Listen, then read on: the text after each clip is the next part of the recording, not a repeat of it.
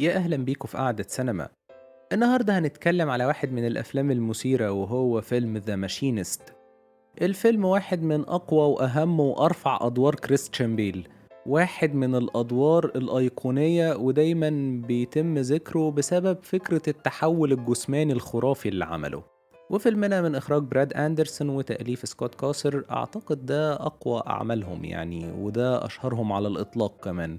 والفيلم اشترك في بطولته مع كريستيان بيل، جينيفر جيسون لي. وخلونا نفتكر مع بعض حكاية فيلمنا.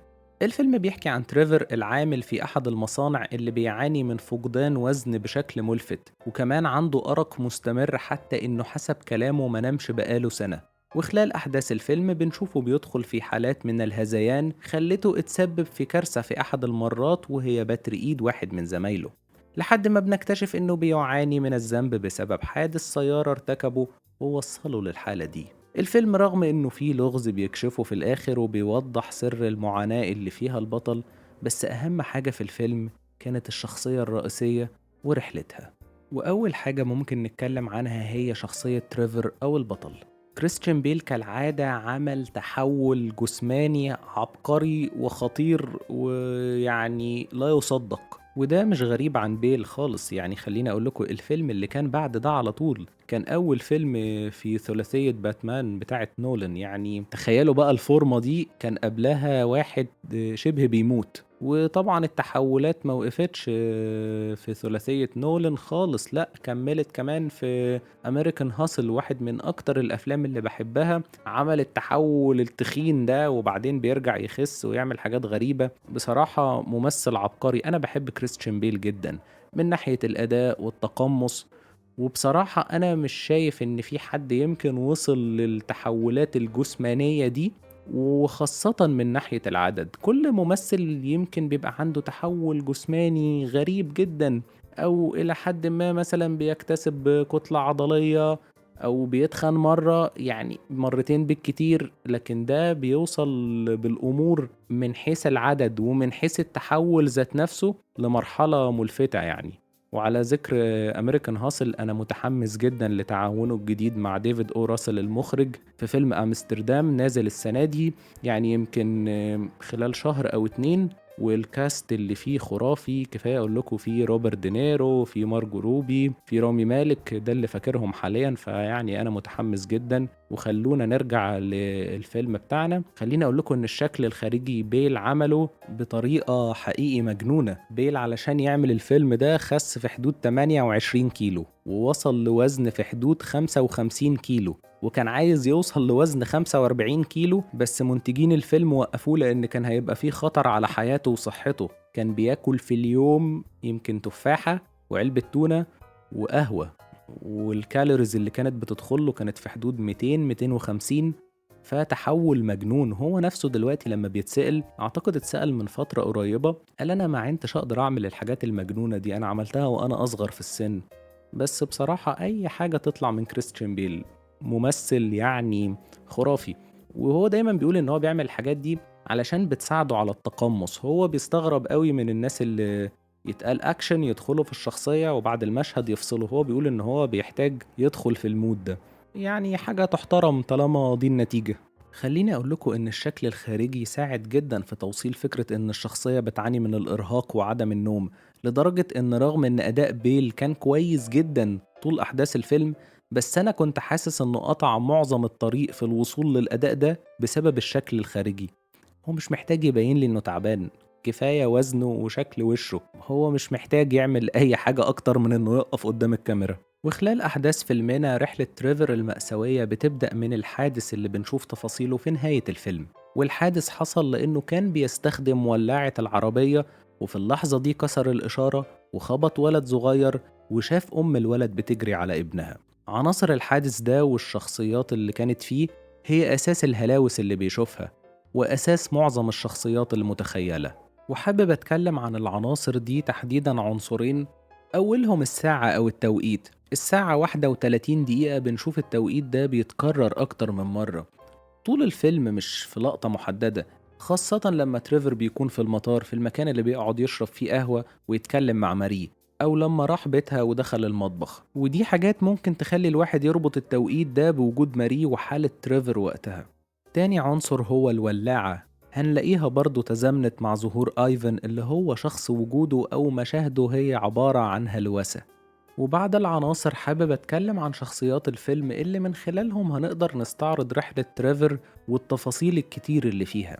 أول شخصية هي ماري، هي أم الولد اللي اتخبط، بس تريفر في خياله سماها ماري وتخيل إنها بتشتغل في مكان بيقدم قهوة جوه المطار وبيقعد يتكلم معاها كتير وده خلاهم قريبين. وكمان تخيل إن عندها ابن اسمه نيكولاس، وأعتقد ذروة الحكاية دي بتكون في الملاهي لما بيروحوا سوا في عيد الأم. الجزء ده بيبدأ لما كان بيتكلم مع ستيفي وقاعد بيفكر في الكلمة الناقصة اللي مكتوبة على تلاجته، وبعدها بيسرح في كوباية القهوة اللي مرتبطة بوجود ماري. بنشوف بداية الإحساس بإن في حاجة غلط لما بيجي يصور ماري ونيكولاس لما كانوا في الملاهي، وبنفهم بعدين إن ده بسبب صورة شبهها بالظبط اتصورها مع أمه.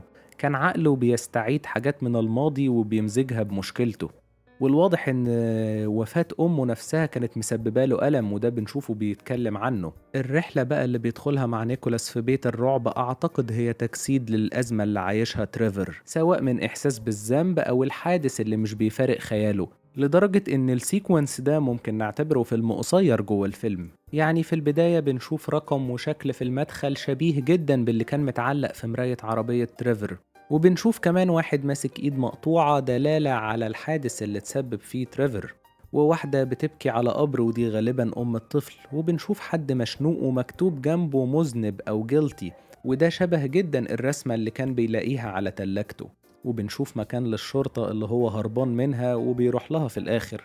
وبنشوف العربية اللعبة اللي راكبها هو ونيكولاس بتخبط في موديل كده معمول على شكل طفل، وبعدها بيكون في الأرض جثة طفل متغطية وغرقانة في الدم.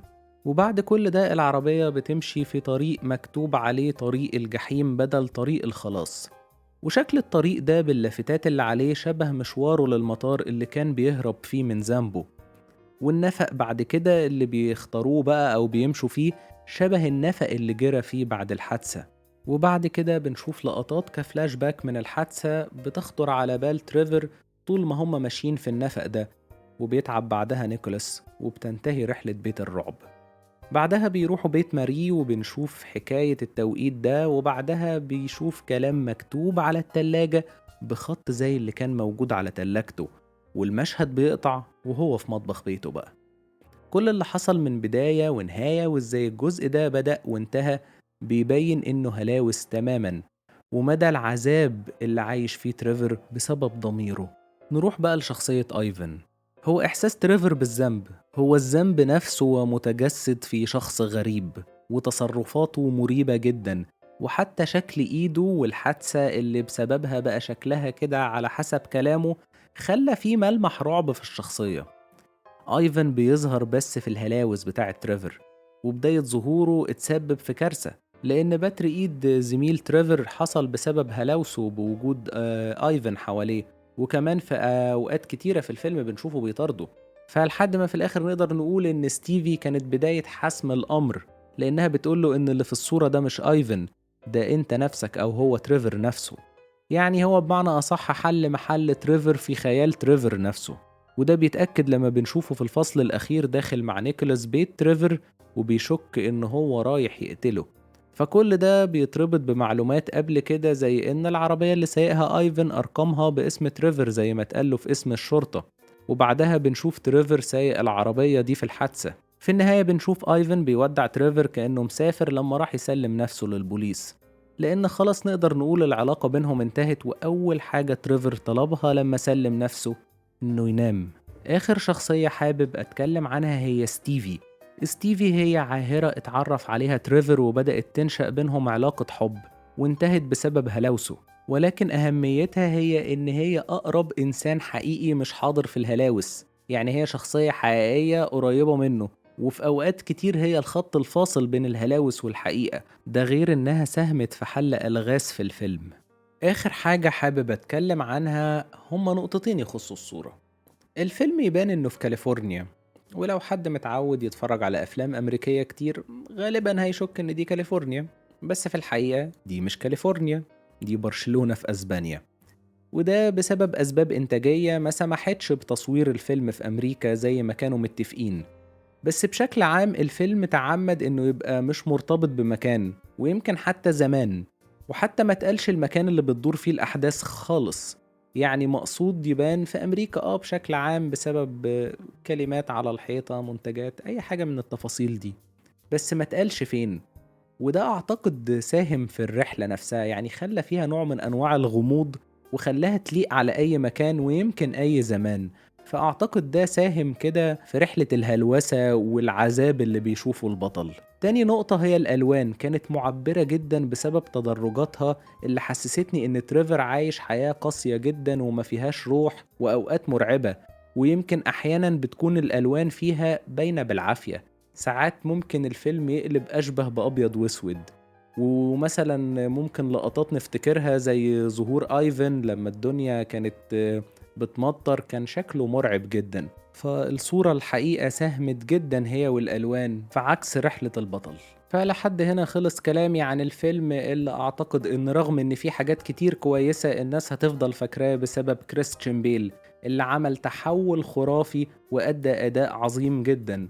فيا رب تكون الحلقة عجبتكم، ويا ريت اللي مش عامل سبسكرايب يعمل علشان توصل لكم الحلقات الجديدة باستمرار. ونتقابل الحلقة الجاية. مع السلامة.